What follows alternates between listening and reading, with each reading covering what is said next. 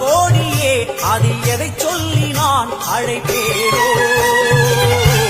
எல்லாம் வல்ல தாயே எங்கும் நிறைந்தாயே, எல்லாம் வல்ல தாயே எங்கும் நிறைந்தாயே.